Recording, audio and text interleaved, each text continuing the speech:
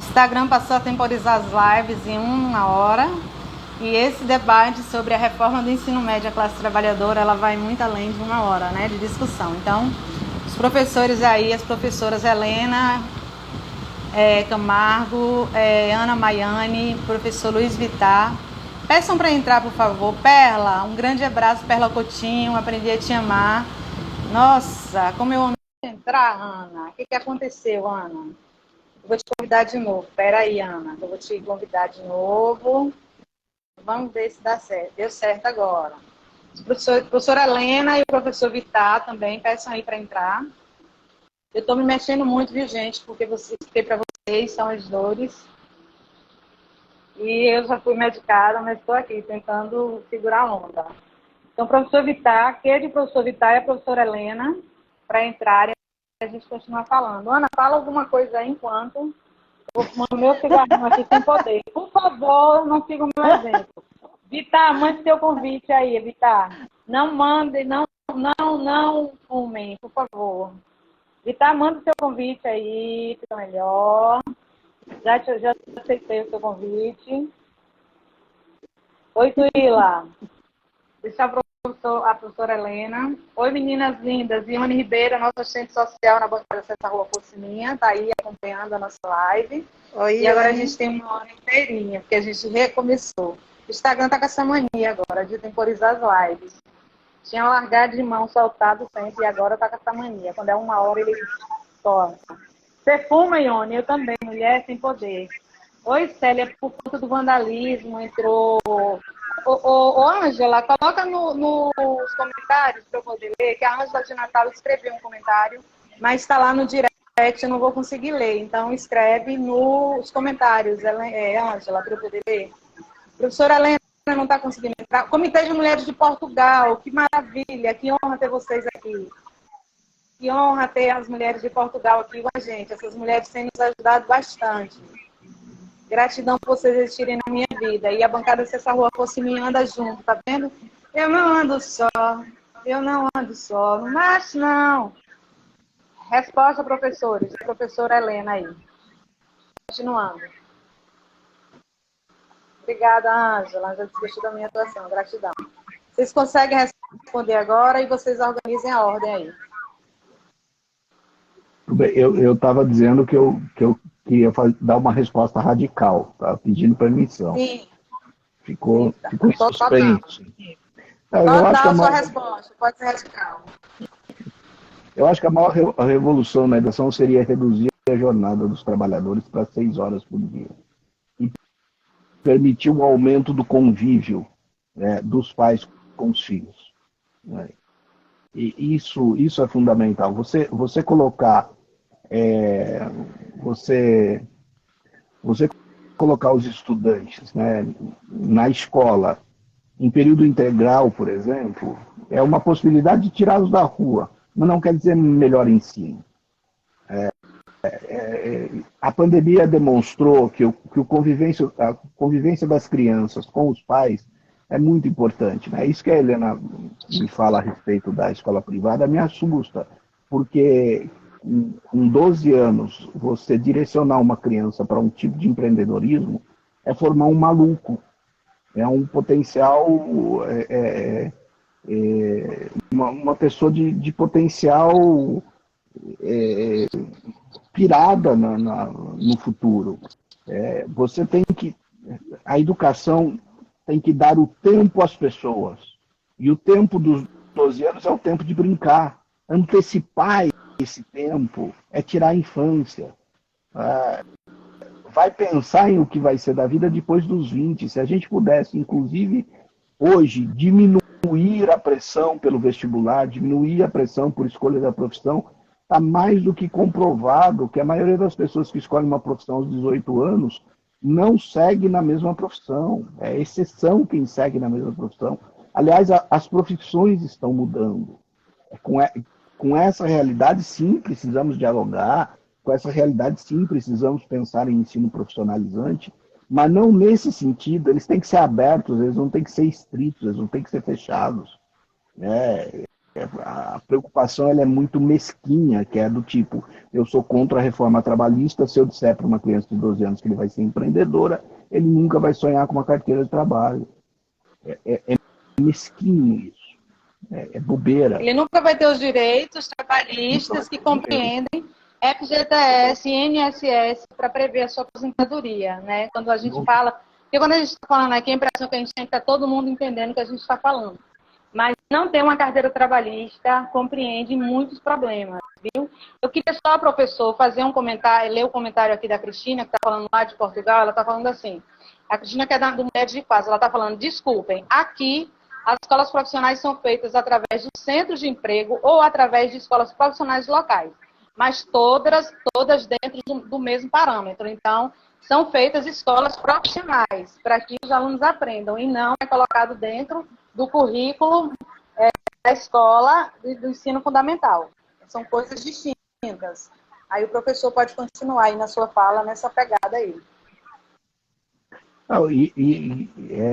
Criar, né, ou na mesma instituição, ou em instituições diferentes, como a Cristina coloca aqui, essas são opções possíveis, mas dentro de um tempo, aos 12 anos, aos 14 anos, você forçar uma criança a ficar numa área específica, seja da profissão, né, sei lá, tem uma fábrica de carros, e essa criança tem que aprender sobre carros, ali condenar essa criança a um futuro limitado.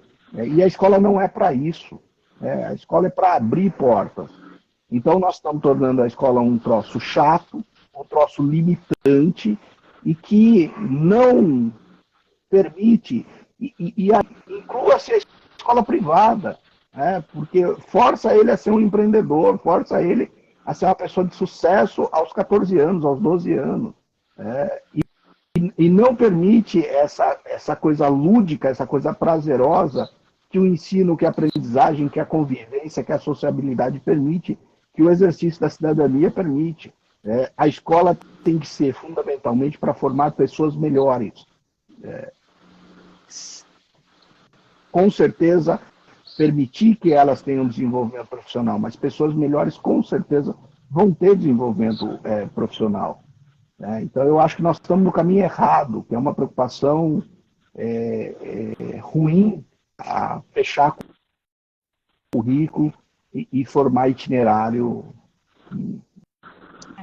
A sua fala, professor, me remeteu, eu penso sempre, né? Se a escola, o pensamento do governo tem que refletir essa questão. A gente tem que trazer para esse governo atual essa reflexão de que eles querem ou não querem essas pessoas dentro da universidade, porque soa para mim o seguinte, não queremos essas pessoas dentro das universidades, não precisamos formá-las, então eu vou ensinar lá brigadeiro, para que ela saia, atravesse a rua, consiga um trabalho aqui mesmo, aqui na esquina, próxima à residência dela, e que ela continue nessa situação o resto da vida, né? Então é isso que a gente tem que batalhar para mudar, para tirar esse ensino formativo dessa forma que está de dentro das escolas e que a gente consiga propor universidade a todos.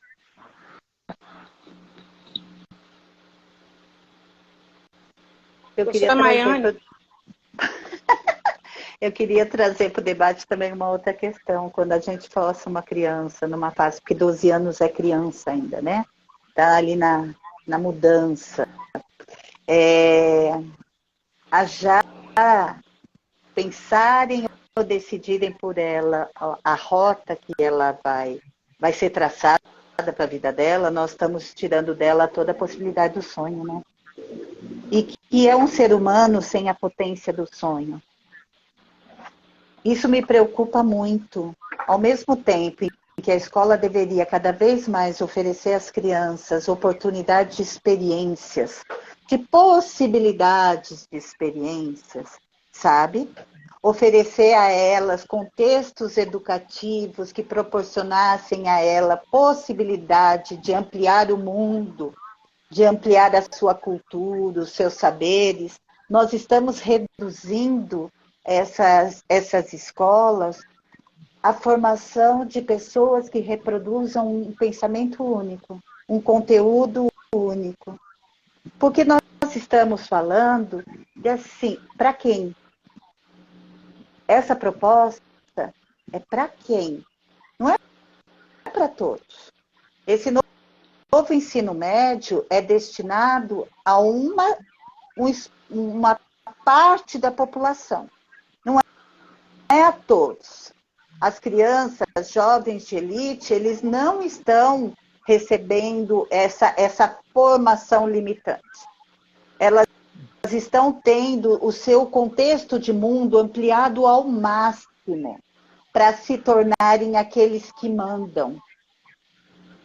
Entende a diferença do que nós estamos falando? É disso que nós estamos falando. Nós estamos causando uma ruptura tão grande no nosso tecido social que nós vamos estar com uma parte da população segregada a um espaço de cumprimento de trabalho para esses de um espaço de formação amplo e ampliado.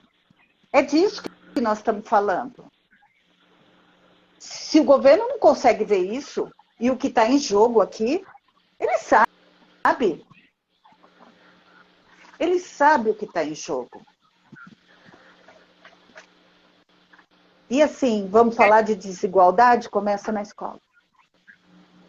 Começa em casa, quando eu não tenho acesso à comida, quando eu não tenho acesso à internet durante toda uma pandemia, quando eu tenho um celular só para uma família inteira, e aí depois chega na escola e fala, ai, não deu conta dos conteúdos. Espera aí, não é isso. Eu preciso das relações humanas para me constituir enquanto sujeito. Então, quando o professor fala da importância dessas relações humanas dentro do contexto da escola, isso é primordial para a humanização de um sujeito. Sujeito não é só conteúdo. Sujeito, primeiro, é relação com os outros sujeitos. É o que nos torna possível de convivência, é discutir as nossas relações, os nossos sonhos, as nossas possibilidades de mundo. Uma escola que só traz conteúdo para as crianças está formando jovens problemáticos, que não vão saber interagir na sociedade. Quando nós trazemos esse currículo enquadrado, moldado dentro de mundinhos, do que você pode e o que você não pode, você, além de estar delimitando esses sujeitos, você está provocando neles um pensamento reduzido. Então, nós vamos ter cada vez mais feminicídios, sim, porque nós vamos ter homens que não discutem gênero, que não discutem machismo, que reproduzem suas falas. Vamos ter mulheres que não problematizam as falas machistas que reproduzem. Cadê a disciplina de gênero dentro do contexto da escola? Cadê vamos falar sobre sexualidades diversas e a possibilidade não é possibilidade, é eu poder e querer ser diferente. Se você não gosta, o problema é seu, fica quietinho, porque eu tenho direito a ser diferente. E isso se ensina na escola, nas relações humanas. Uma cultura antirracista começa na escola, mas uma escola em que professores brancos não se pensem em processo, que não pensem os privilégios que têm e que reproduzem dentro de escola, ainda continua sendo uma escola que cultiva uma cultura racista. Não é papel dos professores negros falarem sobre racismo, é nosso, como professores brancas, como professores brancos. Nós que criamos o racismo. É problema nosso resolver. Entende do que eu estou falando? É problema dos homens resolver o machismo. Nós estamos aqui dia a dia na bancada discutindo isso. Olha, isso é assédio, isso é violência.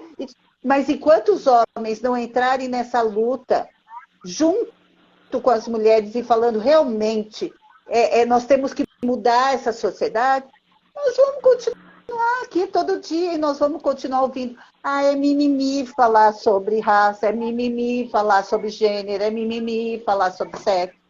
Gente, eu estou ficando revoltada, eu vou parar de falar. Beijo. Nossa, como ela é elegante quando fica revoltada. Ela parece minha irmã. Tem uma que fala assim, eu tô tão nervosa. Eu digo, nossa, como eu tô nervosa, saindo de perto.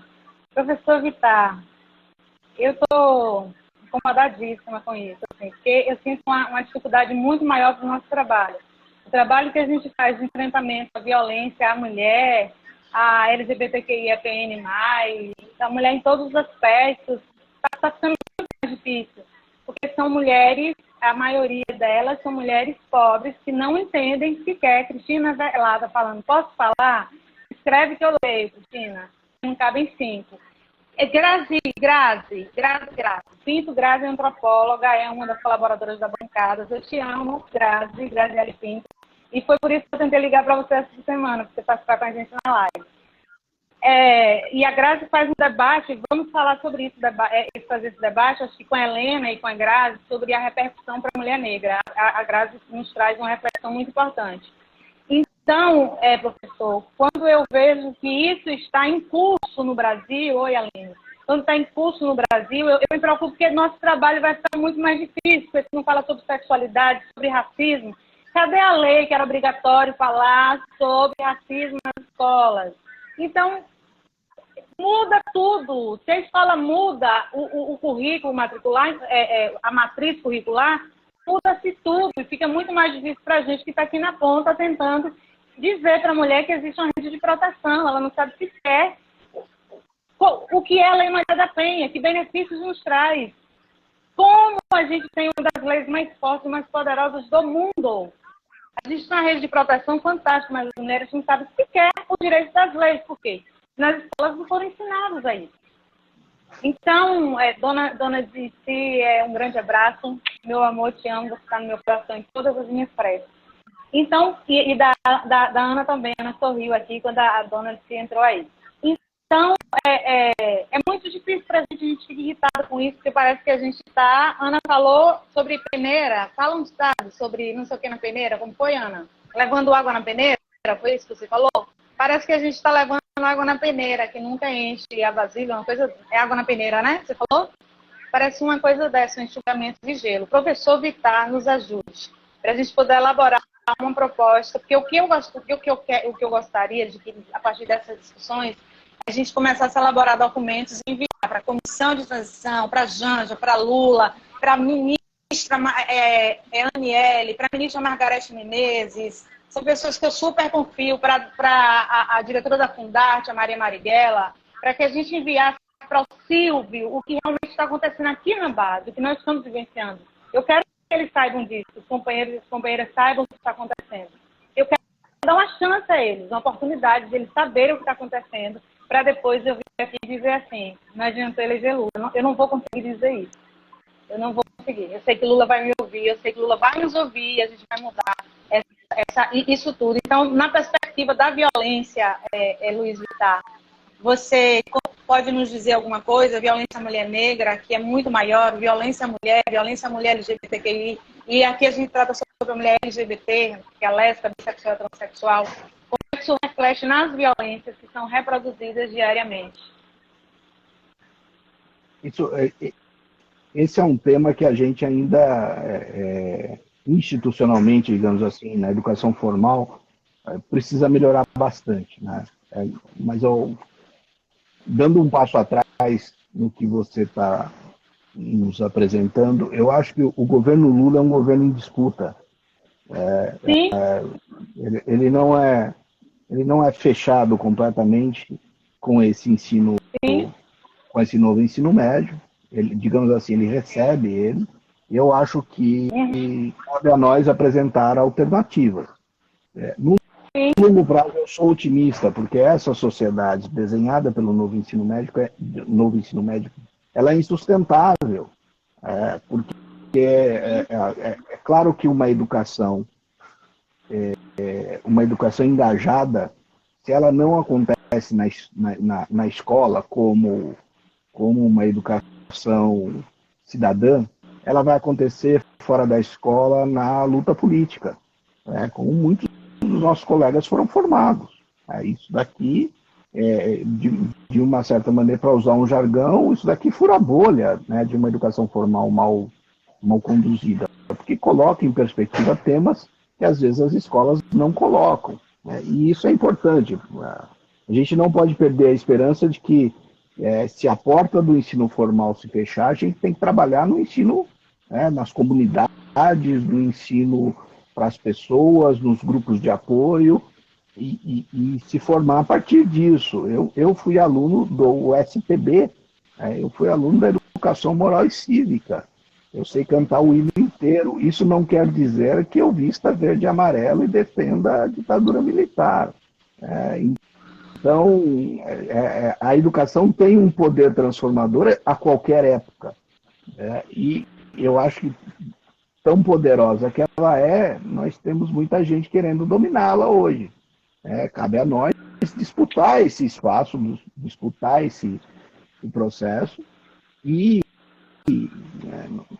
eu tenho certeza que nós estamos do lado certo da história. Então a história vai nos dar razão. Né? Sim, sim. Nós estamos do lado certo da história. Eu quero cumprimentar a Laisa Lima, que não sei se está no Canadá. É uma sobrinha que entrou na universidade com o programa Lula, e ela disse que muda o conceito dela sobre a esquerda a partir disso.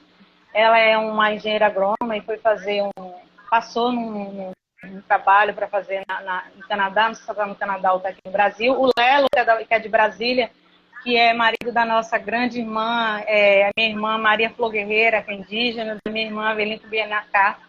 Um beijo para elas, Guniacá. E principalmente um beijo para a Maria Flor Guerreira, viu, Lelo? Leva meu beijo para ela. A Cris, que está aqui, tem uma galera muito boa aqui. O público de vocês é bem seleto. E Ciro Viana, um grande abraço para você e gratidão por ser um incentivador dessa bancada. Tenho muita gratidão a você, querido. Cristina Avelan, que está aí o tempo todo, e tem uma galera nossa aí.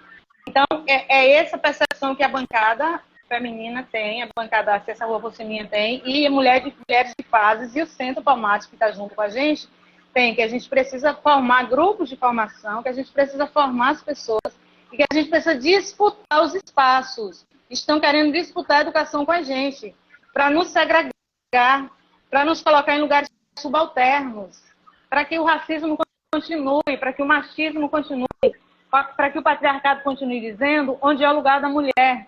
E a gente precisa disputar a educação, e a gente vai disputar a educação, e o presidente Lula vai nos ajudar, porque ele já nos ajudou em questões bem difíceis, e ele conseguiu, e ele vai conseguir mais essa façanha. Agora é com vocês aí, porque esse assunto mexe muito comigo, meu coração fica aqui, tuque, pensando nas crianças que estão agora aprendendo essas disciplinas e para onde é que elas vão, como é que elas vão conseguir ingressar na universidade, que curso eu procuro, meu Deus, porque quando você olha, tipo assim, se for para a área de humanas, se for para a área de exatas, aí você não encontrou nada lá que você estudou no ensino médio. Como é que você vai fazer um Enem, porra?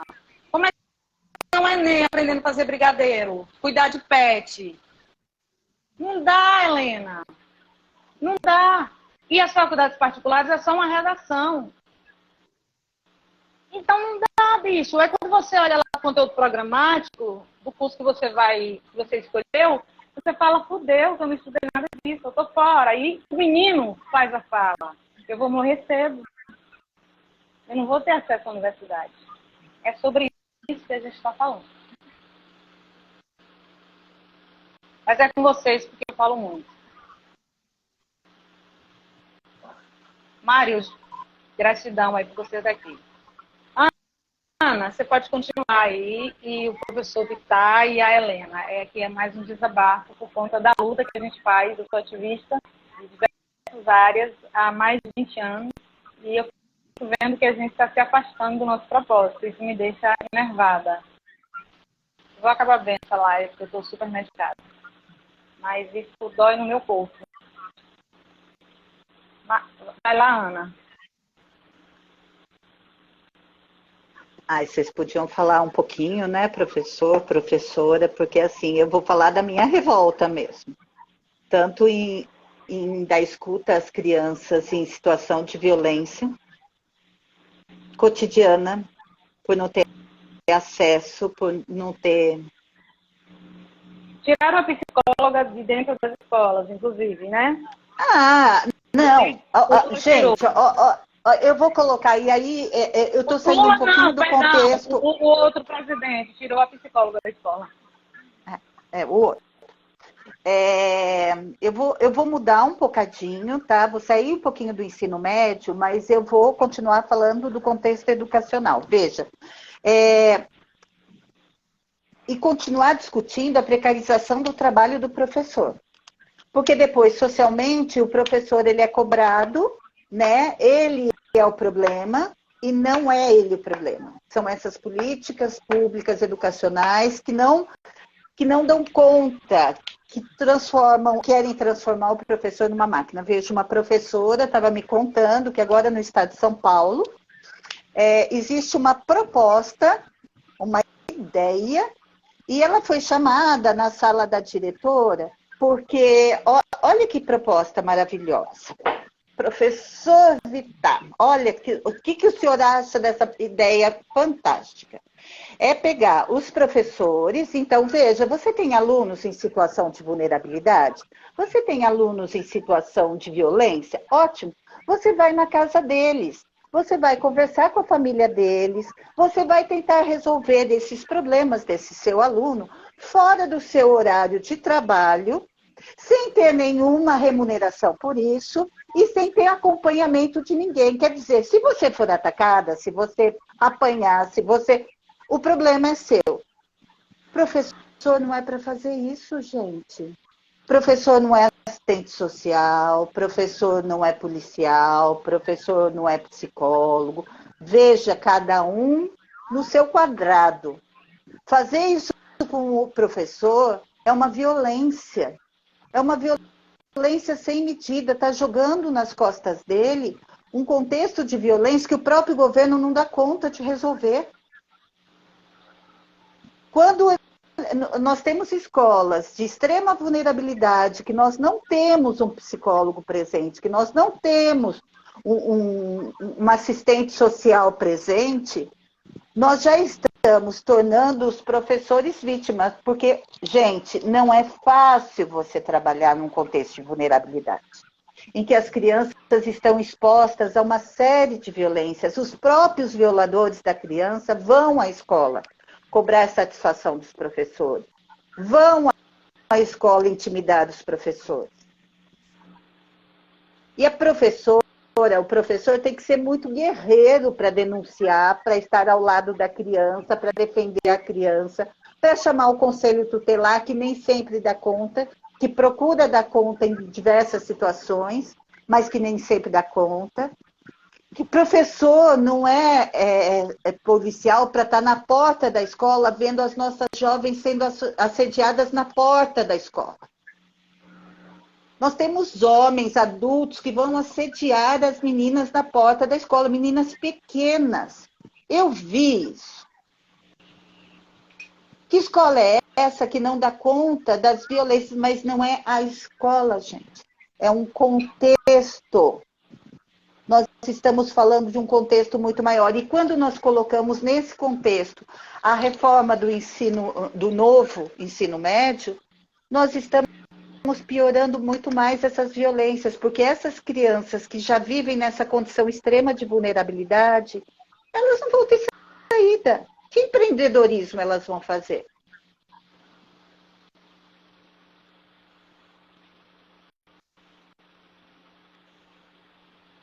Professor Vitar, classe trabalhadora. Não, a situação do professor nesse contexto todo é muito dramática, né? É muito difícil. A experiência me dá a impressão de que quanto mais se inventa coisa para a escola, pior ela fica. Uma escola mais básica, com um professor, com um salário digno, com horas que ele possa preparar o seu material, corrigir a sua prova. Todo mundo acha que o professor, né, entra na sala de aula, dá aula e vai embora. Ninguém percebe que ele tem que corrigir a atividade e que antes ele tem que preparar a atividade. Parece que essa remuneração não existe, né? Essa remuneração o professor ganha pelo tempo que ele pisa na sala de aula. E quantas vezes eu vi meus colegas, né, levarem material para casa, caderno de aluno, coisa, e passarem final de semana corrigindo. E isso não é Essa é a trabalho realidade aí. valorizado. Eu tenho vários educadores do ensino básico em casa, meus irmãos, meus parentes, e eu vejo que eles levam trabalho para casa. E isso nunca foi contado. Né? E sempre existe agora um diretor, um secretário que inventa uma coisa. Essa eu não conhecia, Ana, o professor ter que ir na casa. Eu quero te dizer, Luiz, que pedi permissão a uma amiga, mas eu não vou citar o nome dela mesmo assim. Ela terminou o mestrado há pouco tempo, ela está dando aula aqui nas escolas de Juazeiro e Petrolina, e ela falou para mim, Célia, eu fiz mestrado para receber um salário igual ao de um gari. Eu não estou desmerecendo a profissão, mas eu estudei tanto e o meu salário, você acredita que é o mesmo de um gari? E a gente não consegue falar com essa amiga, que é minha irmã de luta, porque ela vive o tempo todo trabalhando em casa, finais de semana, feriado, dia santo, ela está lá. É plano de aula, é correção de provas, é não sei o quê, bababá. Ela falou, gente, eu vou ter que fazer o meu doutorado para ir para a universidade para ver se diminui. Mas ela está recebendo um salário de R$1.200. E ela disse assim, tem gari que ganha mais do que eu. Está difícil, está muito difícil para o professor. Eu quero falar isso, para assim, resguardar o professor, que não é a culpa dele, quando dizem a educação está uma porcaria, a educação não prepara ninguém para lugar nenhum. Olha o contexto, olha o que está sendo proposto para o professor, olha onde o professor está, olha o que ele está fazendo. Então fica difícil, camaradas, e ainda nós temos uma escola sem política. Não pode falar sobre sexualização, não pode falar de política, não pode falar sobre nada disso. Essa é a escola que nós temos hoje em dia, professor. Então, aí é com a professora Helena, com o professor Vittar, a professora Helena do Mulher de Casa, o professor Vittar já na bancada, e a professora Ana Maiane. Isso é com vocês.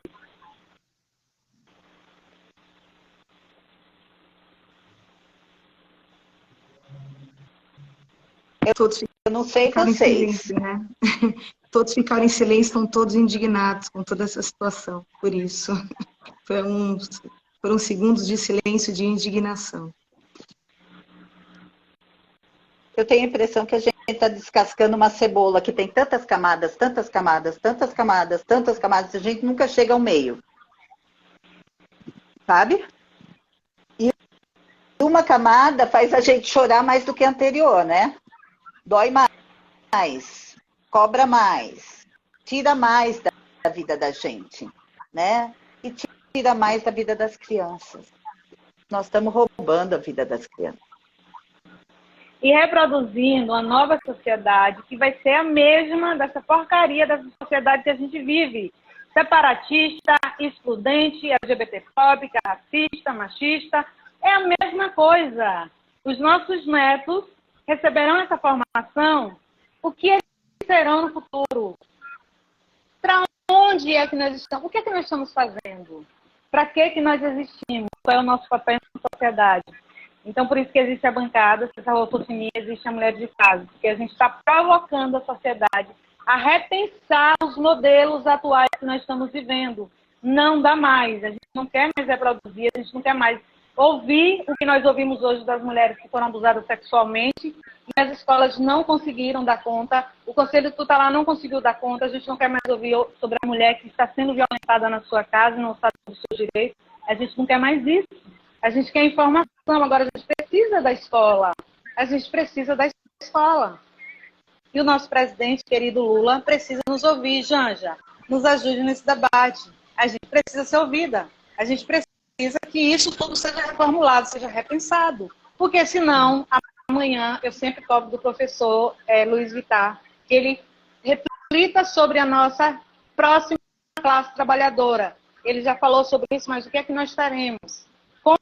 Como teremos uma nova classe trabalhadora? O que serão dos meus netos? Eu peço aos meus 4 filhos, de 29, 24, 21 anos, as gêmeas, não engravidem. Não engravidem quando vocês não puderem criar seus filhos e tomem muito cuidado com essa sociedade. Pelo amor de Deus, usem preservativo e não engravidem. E eu não tenho netos. E eu digo para eles, não faço questão nenhuma de ter netos. Nessa atual sociedade, Eu me preocupo muito em mudar as coisas. Como diria o Belchior, eu estou mais preocupada em amar e mudar as coisas, me interessam muito mais. Gente, com vocês precisam falar. Eu vou terminar minha participação aqui e eu queria fazer um último relato. Vocês viram, né? Ela veio até mim agora. Eu sou mãe da Alice. A minha filha, entre os 4 e 5 anos de idade, ela sofreu racismo na escola. Eu precisei trocar minha filha de escola. E hoje eu e meu marido encontramos uma escola para ela, onde ela é tratada como criança e respeitada como criança, e ela é respeitada dentro da sua diversidade, do seu mundo, do seu universo infantil. E eu só queria que essa luta, que essa batalha continuasse, para que não só a minha filha, mas que minha filha mulher, eu sou mãe negra de filha negra, filha mulher negra, né? Que essa luta, que essa batalha seja para todos, e que a gente consiga mudar, e que a gente consiga mexer nessa reforma do ensino médio, que eu acho realmente fundamental. Né? Eu não acho eu até citei órgãos que profissionalizam, né, os adolescentes fora da escola, eu não acho que isso deva ser necessário. Eu acredito numa formação, numa escolarização ideal, e acredito que essa criança, que esse adolescente possa ingressar numa universidade, para que a universidade sim profissionalize e torne essa pessoa capaz essa pessoa capaz de exercer uma profissão, né? A gente precisa rever também se há necessidade da escola cumprir esse papel ou não. E tem um lado positivo nisso, mas como que isso vai ser feito, adequar tudo isso, e que eu continuo na luta com vocês, tá? Para que essa pessoinha aqui, ó, e outras tantas, né, tenham acesso à universidade sem prejuízo escolar. Eu agradeço, Sônia, pelo convite. O Mário Nunes, que ficou com a gente até agora, está nos agradecendo e dizendo: minha querida, você é uma grande irmã para grandes lutas mesmo. Somos, Mário. Nós somos. Não dá para parar. Nada a fazer senão a vencer o medo, nada a fazer senão a lutar, com coisa dessa ou esquecida, a fase do Milton Nascimento, mas a gente não tem opção. A gente não pode fugir da luta e a gente precisa lutar mesmo eu acamada aqui. Não importa, a gente precisa lutar até o último suspiro. E eu ainda brinco com minha assessora de imprensa e com a Ana, que a Ana falou que é para eu parar de brincar. Mesmo quando eu estiver lá no caixão esperando para ser cremada, porque vai ter aquela celebração, mas vou ser cremada, é capaz de que eu levante e dê um susto nos machistas horrorosos, misóginos, que vão lá fazer de conta que estão chorando a minha partida desse plano, mas na verdade estão agradecendo, dizendo que aquela feminista miserável dos infernos se foi. Eu vim verificar se ela realmente está morta. Mas eu ainda vou permanecer lutando do outro lado da vida, porque a gente tem muita coisa para fazer, e eu te agradeço demais pelo seu tempo, por essa parceria com a Mulher de Fases. A gente agradece demais por vocês terem chegado na nossa vida, e a gente vai lutar muito, a gente tem muita coisa para fazer. Gratidão. A Cris, que ficou com a gente também até agora. O Gabriel Piaggi só pode ser o filho da Ana, né? Deve ser o filho da Ana, que está aí na mamãezona dele, que está estouradíssima na bancada. O povo só quer ouvir a Ana Maiane. Então, gratidão, Gabriel. E Ana, Helena, gratidão. Deixe suas últimas observações. E você está liberada. A gente também, daqui a pouco, o Instagram vai pedir para a gente ir embora.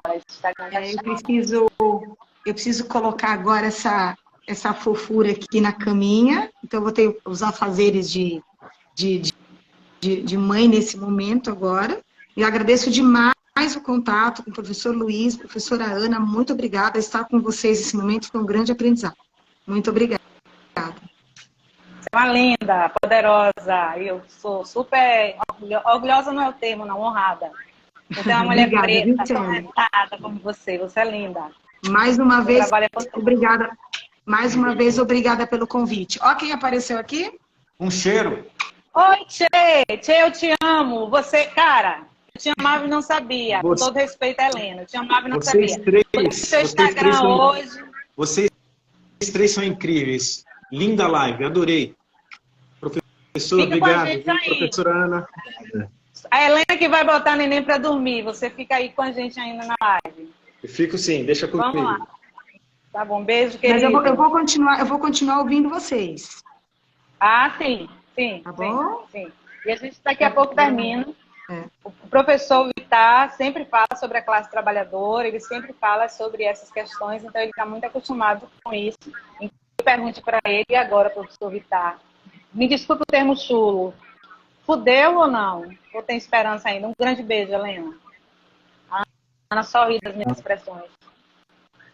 Temos muita esperança ainda, Célia, e as coisas vão mudar consideravelmente daqui nos próximos anos. 2030 é o último ano em que ainda existe algum crescimento dos jovens em idade escolar brasileira. Depois disso, só vai diminuir a quantidade de jovens. O Brasil vai ter crescimento regressivo a partir de 2030. Ou seja, eu acho que uma nova luta vai se abrir. Que escolas permanecem, que escolas fecham, quantos professores vão ser necessários. Porque hoje faltam professores, mas daqui 10 anos não vai mais faltar professor. Vai ter uma sociedade com menos pressão para o número de vagas, para salas superlotadas e tudo mais. Eu acho que cada época tem a sua luta e, independentemente das vitórias e das conquistas momentâneas, a luta sempre vai continuar por uma educação melhor. Eu acho que a gente tem que manter o pé no chão, mas o braço armado para enfrentar essas dificuldades. Eu tenho a impressão de que o governo Lula ele vai se sensibilizar com relação a essa questão. Nós vamos encontrar aí um espaço de uma proposta progressista que possa permitir também que os jovens tenham acesso a uma série de mudanças. O projeto, as pessoas querem que a educação se resolva em 5, 6, 2 anos. O tempo da política é o tempo de um mandato de 4 anos. Mas o que se planta hoje em educação vai reverberar daqui a 10, 15, 20 anos. Então, eu acho que a gente precisa pensar no longo prazo, a educação sempre. Então, tudo que a gente fizer hoje, a gente tem que olhar para os próximos 20, 30 anos. E essa é uma luta longa, que a gente planta hoje, mas quem vai colher são os nossos filhos e os nossos netos. Então, é também uma luta, e isso eu aprendi muito em educação, em que não se luta para um benefício próprio e imediato. A luta da educação é sempre uma luta para uma sociedade melhor, porque dificilmente você tem benefício próprio imediato, com melhora ou com piora na educação. Então a gente precisa manter o pé no chão, pensar que é uma luta longa e manter o fôlego em dia, porque vamos ter muitos altos e baixos. Esperançar, como diria, eu falo para ele. Vamos Esperançar. Sempre. Professora Ana, suas observações. Eu acho que é isso, né, gente? É esperançar sempre, é ação, é movimento, é estar em processo sempre, né? Cansar, a gente cansa sim, mas a gente respira fundo, né, e volta. E é um processo para longo prazo. O que nós lutamos é para que todos tenham dignidade, né? O que nós estamos fazendo aqui é uma luta pela dignidade, pelo direito, não a igualdade, porque nós não somos iguais, nós somos diferentes. Mas que todos tenhamos as mesmas possibilidades de acesso, né? Eu acho que isso é básico. E mais do que isso, que a educação se torne realmente um espaço que proporcione ampliações de mundo, de ideias e de combate às violências que estão tão enraizadas na nossa sociedade. Eu acho que quando nós falamos de um novo ensino, Nós queremos dizer não de um ensino que delimite e capacite para o mercado. Eu acho que não é isso que nós estamos buscando. Eu acho que nós estamos lutando por um ensino que amplie mundos e que dê condições para que todos vivam em condições de igualdade, de esperança, né? Que menos mulheres sejam vítimas de violência, menos crianças vivam assédio e violências sexuais, que as pessoas negras tenham seu direito garantido, que o racismo não faça mais parte das nossas relações, que a LGBTfobia não faça mais parte. É uma outra concepção de mundo, né, gente? Que nós estamos falando quando nós falamos de um novo ensino. Eu acho que é esse o novo ensino médio que a gente sonha e que a gente deseja, né? Que possibilite a todos viverem. É isso, e eu quero agradecer ao Vinícius, ao professor Wagner, à professora Simone Ribeiro, que é professora universitária também, que luxo de corações, o casal Libido que entrou aqui, gratidão pelo interesse no debate, e a gente é parceira nas coisas também. A gente está com uma galera muito boa aqui, a Cristina, que fez vários comentários, eu não pude ler todos, o Salva Guerrari, não estou conseguindo ler seu nome, Lucimara sempre participa com a gente. Ela falou, é só baixar a guarda que o abuso vem lutar sempre com as meninas. Berinho Mota, obrigada por você estar aí. Professor Lincoln entrou também. Professor, eu espero que você tenha gostado do nosso debate e que a gente tenha defendido a educação e principalmente os educadores. Nós estamos do lado de vocês nessa luta. Contem com a bancada feminina, feminista, LGBT e plural, Social Rua Fucininha, Camila, Estefânia. Estou tentando cumprimentar todos, João Martins, enfim, ser mulher não é fácil, a Lucimara está falando, não é fácil, mas a gente está na luta e a gente vai continuar na luta por muitos anos e o nosso trabalho é uma semente que está sendo plantada. Vinícius, Sabino, gratidão por você estar aqui e a gente está plantando a semente agora e outros colherão. A gente pode não colher, a gente pode não ver os frutos do nosso trabalho, mas com certeza as sementes ficaram plantadas. E elas darão bons frutos e a gente vai ver que os nossos netos colherão esses frutos, os nossos filhos também. Eu estou, assim, esperançosa com o governo Lula e com a participação da socióloga, professora Janja Lula. Janja está fazendo um papel espetacular. As nossas ministras, Cida da Mulher, a Aniele Franco, a Margarete Menezes, todas as mulheres que estão lá, eu tenho certeza plena, absoluta, que elas farão de tudo para que as violências contra a mulher, Saúde Rocha, obrigada pela participação, que a saúde da mulher, a violência à mulher seja realmente reduzida, a começar das escolas, onde acontecem os abusos com as crianças, onde a droga é vendida na porta da escola, onde o assediador procura a menina novinha na escola. Nós tivemos essa semana um impacto muito grande que abalou profundamente toda a nossa bancada, um suicídio de uma menina que foi assediada no Shopping Salvador, dentro do 33 Stick House. O proprietário do restaurante estava com 29 casos de investigação de assédio, sei lá de que, a meninas, e nunca foi divulgado isso, só depois que essa menina se suicidou, porque a sociedade não compreendeu que a menina tinha sido assediada. Então, é muito difícil ser mulher e essa proposta de educação dificulta muito mais ainda as nossas existências. E é nisso que a gente precisa pensar nesse momento. A gente precisa existir e a gente vai lutar para essa existência. Nós já estamos lutando para essa existência. Professor Vittar, gratidão eterna por sua presença e participação nessa bancada. Eu quero dizer aos homens progressistas e pró-feministas que vocês são muito bem-vindos na bancada feminina, feminista LGBT, que estou cheia de... Hoje eu sou toda militante. Se meu filho estivesse me dirigindo, estava brigando comigo aqui.